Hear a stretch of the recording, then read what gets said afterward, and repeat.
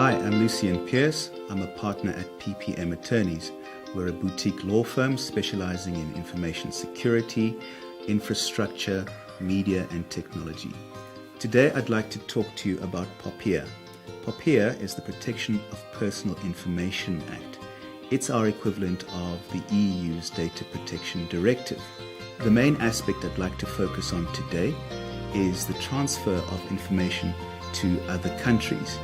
Now, as you know, the EU has very specific and strict provisions that prevent its citizens and its companies and those who process personal information from transferring that data to countries that are unable to protect that personal information.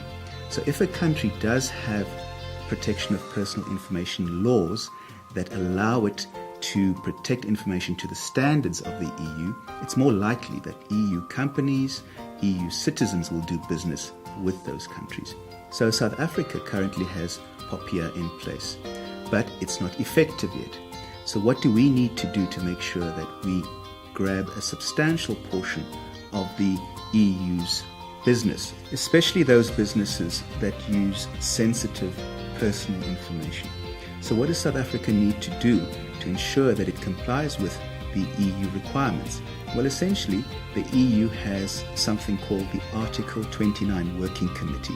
What that committee does is that it assesses a country's laws, it assesses whether that country enforces compliance with those laws and whether those standards are equal to or better than the EU's standards. If the Article 29 Working Committee rules that a country is in fact compliant and has laws equal to or better than the EU's laws, then what they do is they allow for information to flow freely between those two countries. Of course, what is the benefit of this for a country like South Africa? It then encourages businesses from the EU who use a lot of personal information to set up in a country like South Africa. So you would probably get business process outsourcing type companies, you would get call centers and similar labor-intensive companies and organizations setting up in South Africa.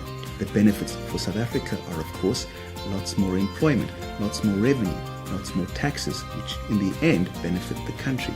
So, of course, if South Africa ensures that it gets this approval, we'll see large benefits coming through. Insofar as my view is concerned, I think that South Africa is serious about this. An additional factor to consider is that South African accents are regarded as being very clear, very crisp, and easy to understand. So people calling in are likely to interact much better with our call center agents. Insofar as ensuring compliance with EU minimum requirements, I've spoken to the information regulator chairperson and her team. And in my view, they are certainly going to ensure that our law is effective, that it is enforced, and that companies comply with its requirements. This will certainly give the Article 29 Working Committee confidence, and I think that South Africa will ultimately be given the approval it requires, with the benefit that there will be free flows of information between the EU and South Africa. Going forward, all organizations, big or small, are going to need to comply with these laws.